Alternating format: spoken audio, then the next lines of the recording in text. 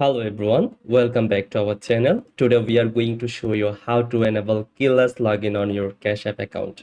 A super easy way to keep your money safe by locking your app with a PIN, Face ID or Touch ID. Let's get started. First, open the Cash App on your phone and tap the profile icon to the left corner. Next, scroll down and tap on privacy and security. Here you will see the option called security lock. Please toggle it on. If you haven't set up a PIN yet, Cash App will ask you to create one now. If you already have a PIN, simply confirm it. Once supported device, you can also enable Face ID or Touch ID to unlock the app quickly and securely without typing your PIN every time.